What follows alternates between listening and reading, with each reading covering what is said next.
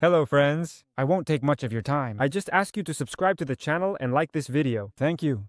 Relax, honey, Travis said, setting a warm ceramic bowl in front of me like it was a peace offering. I made you something special. He smiled, that slow, deliberate smile that used to melt me when we first met, but now just felt like a threat I couldn't quite name. The steam coming off the soup curled around my face, and I caught a scent that made my stomach twist. It was sweet, too sweet, almost like cough syrup mixed with something metallic. I didn't say anything, just glanced at Mark, my younger brother, who was already digging into his bowl like he hadn't eaten in days. I should have stopped him. I should have said something. But instead, I switched the bowls. 10 minutes later, Mark was face down in his mashed potatoes, convulsing, while Travis stood calmly at the head of the table and watched. It sounds unbelievable, I know. But let me go back a bit because this wasn't just about one dinner or one bad bowl of soup. This was about years, 10 of them, spent slowly unraveling under the weight of a man who knew exactly how to kill a person without ever laying a hand on them. Travis and I met when I was 32, freshly divorced, not looking for anything serious, but flattered when he kept showing up at my bookstore job, always with a new story about why he just happened to be in the neighborhood. He was charming, with good teeth and expensive shoes, and he had that confidence that makes you second-guess your own better judgment. He worked in real estate, and people loved him, clients, neighbors, even my own friends, especially my brother. Mark had always been my closest ally. We grew up with a mom who worked nights and a dad who didn't stick around, so we learned early to rely on each other. I never imagined I'd see the day he'd laugh more at Travis's jokes than mine, or brush off my concerns like I was some hysterical wife. But that day came, gradually. At first, Travis just had little criticisms. "You're overthinking again, babe." Or, "Your brother's a cool guy. Why do you always assume the worst?" And then it was things like, "I think Mark just feels sorry for you sometimes. Maybe that's why he visits so much." And before I knew it, he was driving a wedge so subtle I didn't realize it had split us until it was too wide to jump across.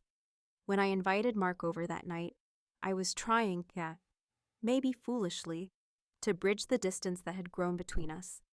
It was supposed to be simple. A dinner at our house, I made the sides. Travis insisted on making the soup. "I've been working on a recipe," he said that morning.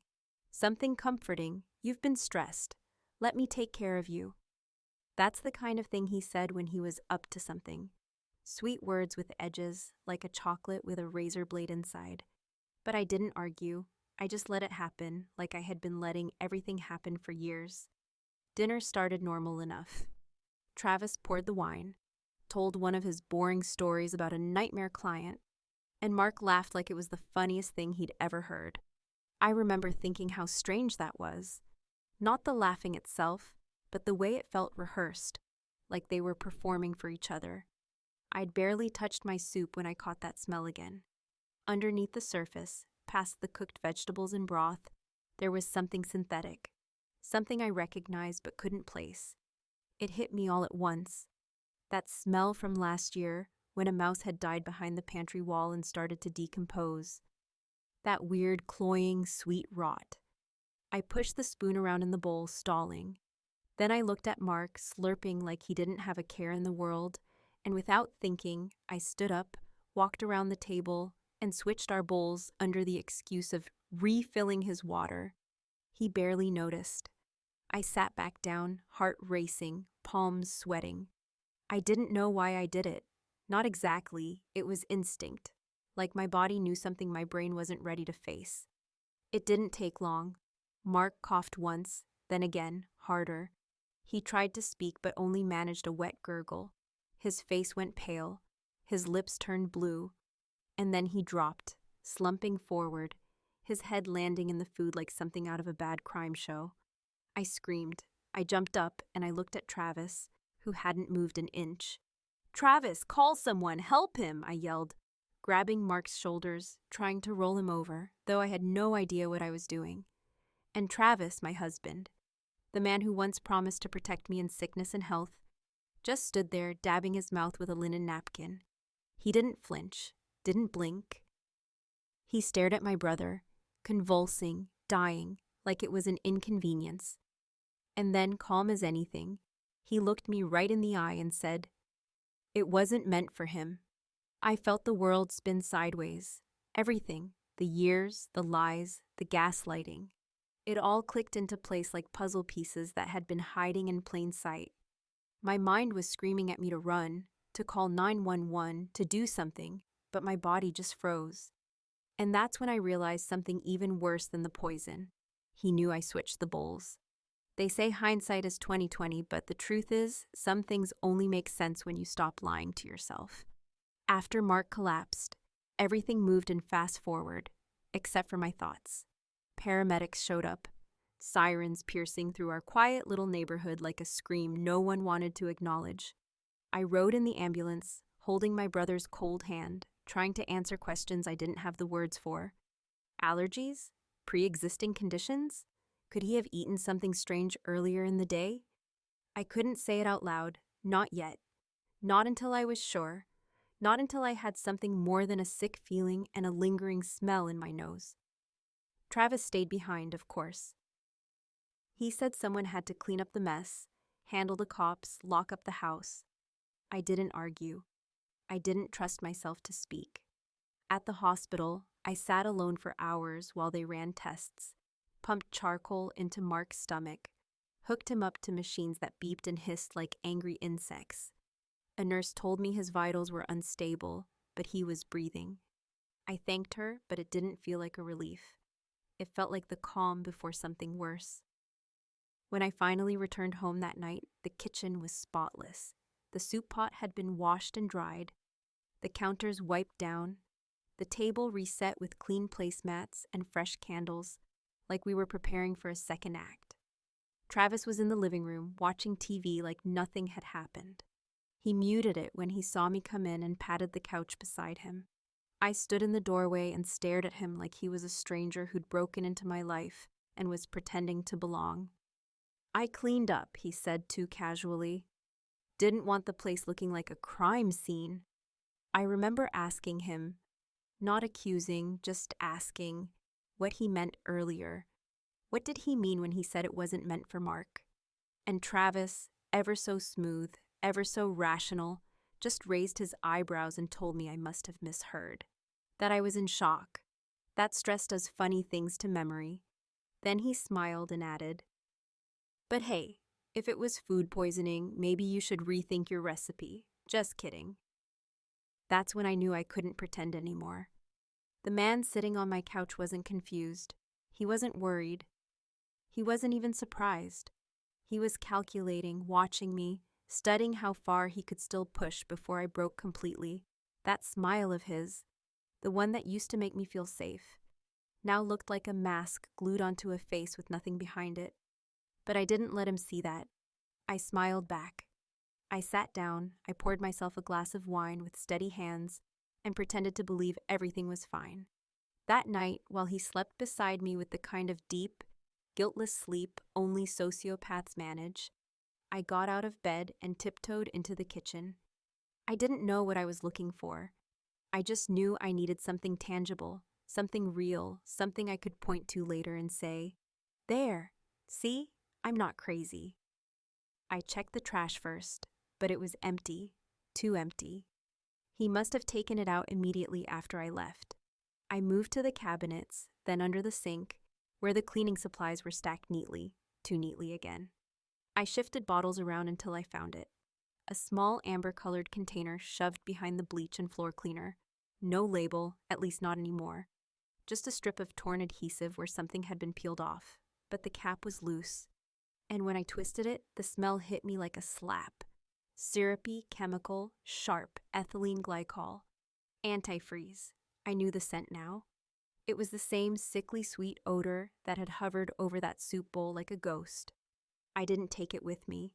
I left it right where it was. Part of me was scared he'd notice it missing. The other part of me wanted it to stay exactly where he'd left it, untouched, so when the time came, and I knew now that it would come, I'd have proof. In the days that followed, Mark remained in the ICU. He was stable, but unconscious. No visitors were allowed besides immediate family, and even then, only one at a time. I went every morning before work and every evening after. I sat beside him and talked like he could hear me.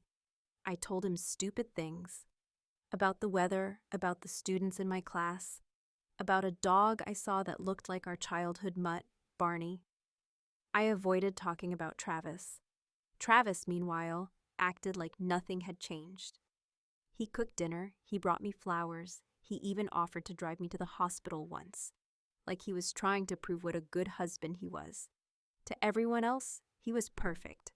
Our neighbors brought over casseroles and sympathy cards and kept saying how lucky I was to have such a strong, supportive partner. I smiled and nodded and thanked them, while inside I was screaming. I started taking pictures of the bottle, of the pantry, of the soup ingredients still tucked away in the fridge. I cataloged everything. I even started recording some of our conversations on my phone. I knew I couldn't go to the police without more, without a real reason, not just suspicion. They'd say it was a bad batch of food or a misunderstanding or stress. And God help me, maybe I was stressed. Maybe I was losing my grip. But then I'd look at Mark, tubes coming out of him like tangled vines, and I'd remember the way Travis didn't blink. One night, a week after the incident, I confronted him. We were sitting at the dining table again. This time, over takeout. I reached under the table and pulled out the bottle. I set it down between us like a chess piece. He looked at it, then at me, then he smiled. The smallest, most infuriating smile I'd ever seen. "You really think I'd be stupid enough to use something so obvious?" he said, almost laughing. I didn't answer. I just kept my hand on the bottle, my knuckles white. He leaned in. "You know, I figured it out when he dropped the switch. You're smarter than I gave you credit for." That was the first time he said it out loud. Admitted it, not quite directly, but enough that I felt the floor shift under me. I waited for fear to come rushing in, but it didn't. What came instead was something colder, cleaner, rage maybe, or clarity. Because the thing about perfect husbands is, they only look perfect until you see the cracks. And now I saw every single one. There's something bone deep about betrayal from someone who once swore to protect you. But when that betrayal is mirrored in someone you grew up trusting with your life, your own brother, it twists the knife in a way that makes even rage feel hollow. I sat in the hospital waiting room for the third night in a row, staring at the blinking lights on the vending machine, wondering when exactly Mark stopped being my brother and started becoming Travis's accomplice. Maybe that's too harsh. Maybe he didn't know. But part of me couldn't stop replaying every conversation we'd had in the past year, every time he'd brushed off my concerns, every time he'd defended Travis with that smug little shrug like I was just being overly sensitive again. I used to think that was love, him trying to help me see the good in my husband. But now it just looked like blindness, or worse, compliance. Mark had always been the level-headed one. Even as kids, when I got into screaming matches with our mom or wanted to skip school and disappear into the woods behind our trailer park, he was the one who'd talk me down, who'd smooth things over, who'd quietly hand me a snack and wait for the storm to pass. We were inseparable for most of our lives. After Dad left, it was just the three of us, and Mark stepped into a kind of quiet protector role without anyone asking him to. He grew up fast, got a job at 16, paid for his own car, stuck close to home while I ran off to college with a duffel bag and a grudge the size of Texas. But he always forgave me when I came back. He always had my back, until Travis. They hit it off right away. I remember that barbecue when they first met. Mark brought his weird IPA homebrew, and Travis pretended to like it, even though he clearly hated the taste. They talked about football, business, motorcycles, things I never paid attention to. By the end of the night, they were shoulder to shoulder in the kitchen, laughing at something on Mark's phone. It should have made me happy, seeing my husband and my brother get along. At the time, I told myself it did. But over time, the little things started changing. Mark would call me less. When he did, it was often to tell me to go easy on Travis, or maybe just let things slide once in a while. He even started teasing me about my paranoia, usually in a joking tone. but it stung more than I let on. Travis, of course, encouraged it, always nudging the conversation, making me the punchline, turning private moments of doubt into group jokes. I told myself I was overreacting. I told myself I was lucky to have a husband who could get along with my brother, but I was lying to myself. Because deep down, I knew they were getting too close. Closer than felt normal. Closer than felt safe. Back at home, after another long visit to the hospital, I went digging. I'd already taken photos of the antifreeze bottle, already made a mental map of Travis's likely hiding places. But I needed more. Something that connected Mark. Something that explained the twisted loyalty that had put him at my dinner table that night, defending a man who very nearly killed him. I started going through Travis's desk, something I hadn't touched in months because he'd always made a point of locking it. This time, the lock had been left undone, almost like he wanted me to look. Inside, I found files, business documents mostly, nothing that looked suspicious at first. But then I found a manila envelope with no label. Inside were printed copies of emails, long chains between Travis and someone labeled only as M. Simmons.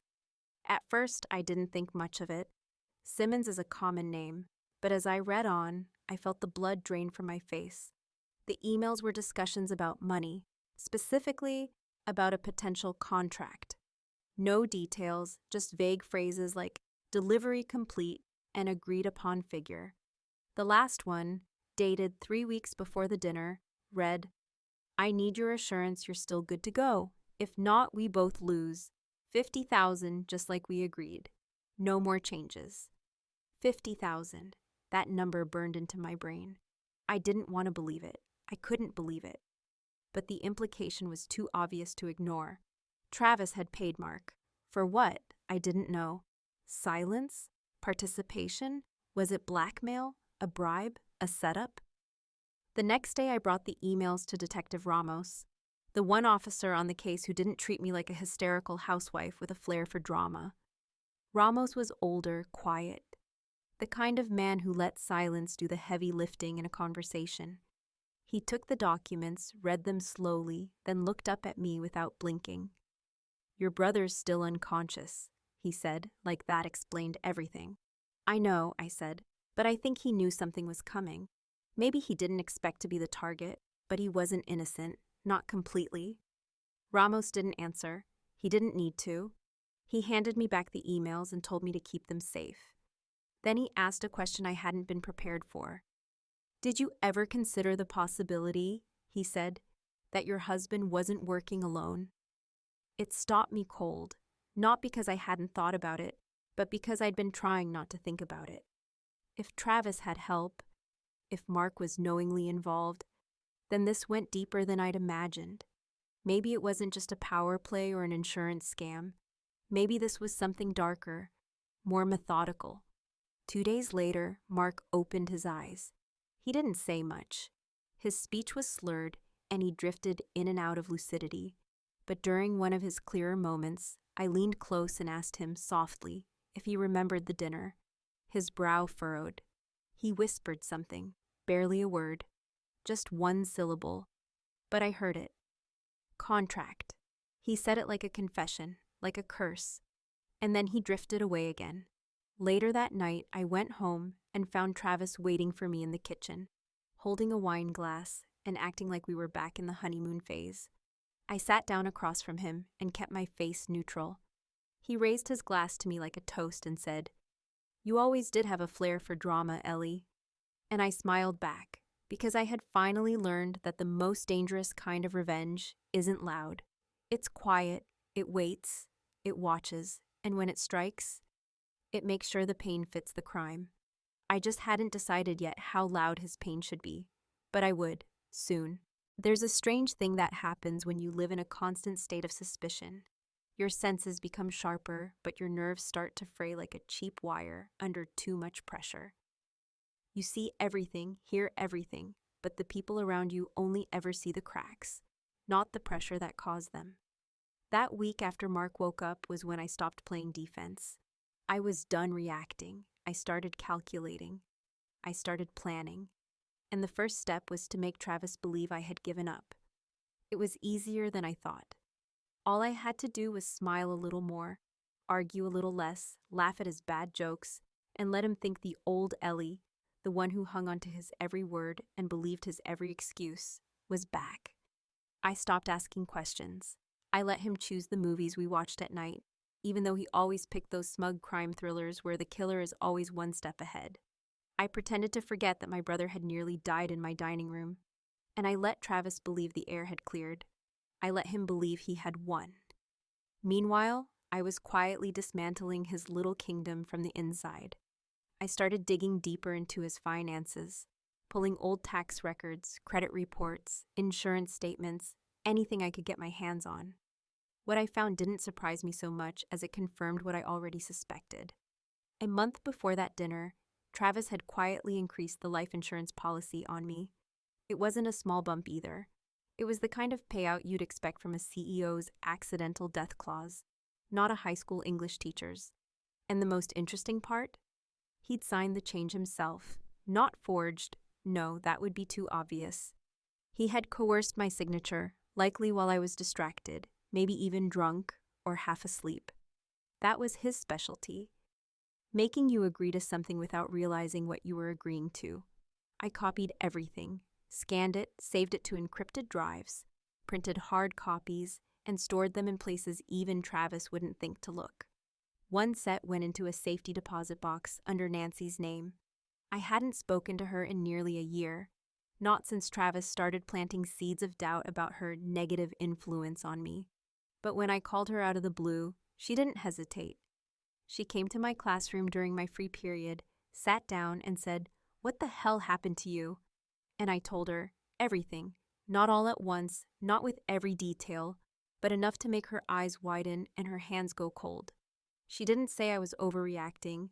She didn't ask if I was sure. She just asked what I needed. That's how I knew I still had someone on my side. Travis, meanwhile, decided it was time for a romantic getaway. He said we needed to reset after all the stress and that he'd booked us a cabin up north. Just the two of us, no cell signal, no distractions. If it had been a movie, this would have been the part where I either packed a suitcase with a kitchen knife tucked under my sweaters or made a run for it. But I didn't run. I smiled, kissed him on the cheek, and said it sounded perfect. The cabin was as isolated as he promised. Tucked deep in the woods, no neighbors in sight, and no working internet unless you climbed halfway up a hill and stood like a scarecrow trying to catch a signal. The first night, he made dinner, pasta this time, no soup, thank God, and poured us both wine. I drank mine slowly, pretending not to notice how closely he watched my glass. When I went to bed, I locked the door behind me and shoved a chair under the knob. Not because I thought he'd try something then, but because I wanted him to know I was thinking about it. I wanted him to wonder whether I knew. The next morning, while he was in the shower, I found the burner phone. It was hidden inside his shaving kit. Turned off, but not wiped. It only took me a few minutes to figure out the code. The last 4 digits of his mother's old house number, which he used for everything despite insisting he barely spoke to her. The messages were mostly cryptic, short, and careful, but they told a story.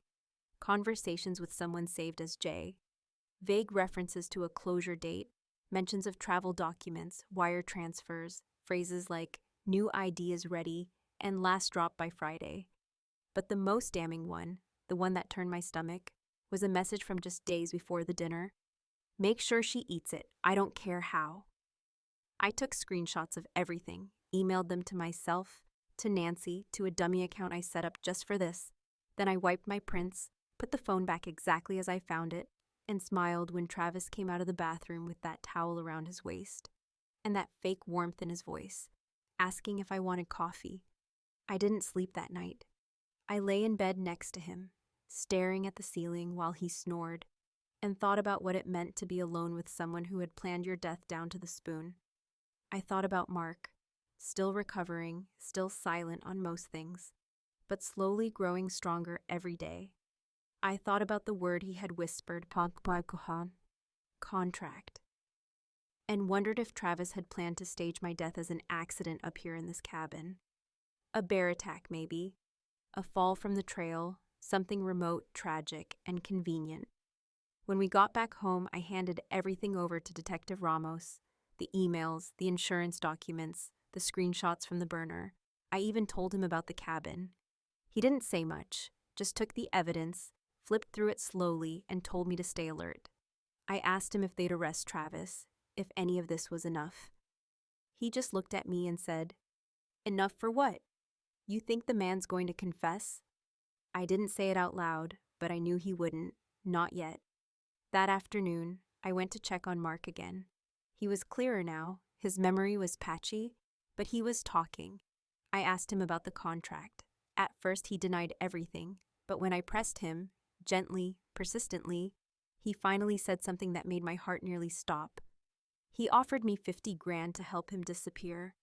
Said you were unstable, said he needed to get out without raising flags. I didn't think he meant to kill you. I didn't cry, I didn't scream. I just nodded, stood up, and walked out. Because the thing about accidents is, they're only accidents until someone starts putting the pieces together. And I had just enough pieces to make the picture clear. I wasn't sure yet what I'd do with it, but I knew one thing for certain. The next move was mine. 1 month passed, and every morning I would wake up before the alarm. Not because I had plans or places to be, but because my body no longer trusted the quiet. There is a strange kind of silence that settles over a house after a man like Travis disappears. Not the peaceful kind that feels earned, but the sharp-edged quiet of unfinished business. The news said he was missing. His car was found at a gas station 3 towns over. No signs of a struggle, no cameras working, nothing stolen, nothing out of place, just gone, like a puff of smoke from a cigar, vanishing into air thick with implication. The police called it voluntary absence, said it happened all the time, especially when someone was about to be charged. Ramos didn't say that out loud, of course, but he didn't need to. The look in his eyes said he knew exactly what Travis had been planning, and now it was all a matter of who blinked first.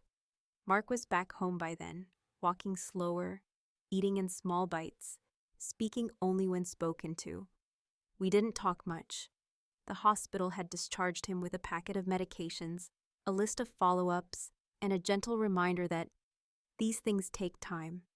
I never asked him how he really felt, and he never asked me for forgiveness, which was probably for the best. Some bridges don't need to burn. They collapse on their own when the rot spreads deep enough. Still, he stayed in the guest room and didn't complain. I cooked. He washed the dishes. We existed beside each other in a quiet truce. He never brought up the money again, and I never asked him what exactly he'd agreed to do. I already knew enough.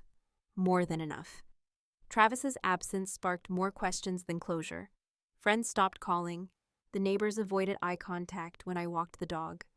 My colleagues at the school whispered behind my back in that overly careful way people whisper when they suspect something horrible but don't have the proof to say it aloud. The PTA president, a sharp-nosed woman named Barbara, who used to gush over Travis like he was some charming Southern gentleman, pulled me aside in the teacher's lounge and said, "If you ever need someone to talk to, Ellie, I'm here. We all saw how hard you tried. None of this is your fault." I smiled and nodded and said thank you, but in my head, I was wondering how many of them had known something was off and chose not to say a word. People rarely interfere with charm. They treat it like a shield, even when it's hiding something monstrous. I had started sleeping in the spare room by then, not because I was scared, but because the bed Travis and I once shared felt like a grave. The sheets still smelled faintly like his cologne, that expensive cedar blend he used to dab behind his ears before date nights. And I couldn't stand the idea of falling asleep surrounded by his scent. The mattress itself had a permanent dip on his side, like even in his absence, he was still claiming space. So I moved across the hall and started over, one slow night at a time, reclaiming my sanity like a woman gathering stones from a riverbed. Slippery, cold, but real. The funny thing about revenge is how much time it gives you to think. People assume it's all rage and reaction, but in truth, it's methodical. Revenge is about patience.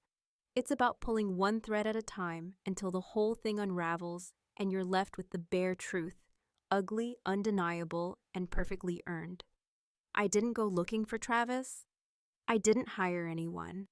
I didn't track his credit cards or chase the trail of forged documents I knew he had stashed away. I let the system do what it does, flounder, delay, trip over its own red tape, while I focused on something else entirely, the burner phone he had used, the one I had taken screenshots from before placing it back in his bag, had a backup cloud account. Travis, arrogant and careful, had forgotten that when he set it up with his fake ID, he still used his usual password format, a combination of his old football jersey number, his mom's birthday, and the initials of the college he never graduated from. I accessed it one evening while Mark was watching television and downloaded everything. Photos, documents, voice messages. One in particular chilled me. It was a recording, just under 20 seconds, of Travis laughing and saying, "She's too smart for her own good. If she figures it out, we'll just have to move the timeline up. Accidents happen all the time in those woods." It wasn't quite a confession, but it was enough. I packaged it anonymously and sent it to Ramos. I knew he'd know who it came from. I also knew it wouldn't be admissible. But it didn't have to be.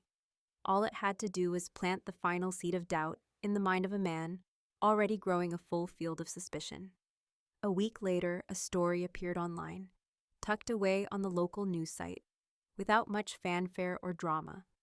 An American man, traveling under a false name, found dead in a hotel room across the border in Tulum. The body had been there for 2 days before someone complained about the smell. No signs of struggle, no drugs, no alcohol, just a clean bed, a sealed window, and a wine glass on the nightstand. Cause of death, undetermined. Possible natural causes, no family contact listed. They didn't show his photo, but I didn't need them to. I already knew. The day the article was published, I took a long walk through town. The sun was low in the sky, and everything was bathed in that golden light that makes even the most ordinary buildings look like they're holding secrets. I stopped by the pharmacy, picked up a bottle of cheap red wine, and went home. Mark had gone out, probably to see someone he didn't want me to ask about. And I didn't care. I poured a glass, sat on the porch, and listened to the wind stir the trees. The quiet felt different now, less sharp, less dangerous. Inside the house, I opened the cabinet where Travis used to keep the cleaning supplies. The space where the antifreeze bottle had been was empty, but I still looked at it, like it might suddenly reappear. I touched the shelf, ran my fingers along the edge, and then smiled to myself. They always say revenge is poison, something that corrodes your soul and hollows you out. But what no one ever says is that if you take small enough doses, over a long enough time, you build an immunity. And once you're immune, you stop fearing the thing that used to keep you up at night. You stop shaking, you stop doubting, and you start living again. I raised my glass to the empty cabinet, to the silence, to everything that was finally behind me. I drank deep, not to forget, but to remember exactly what he deserved.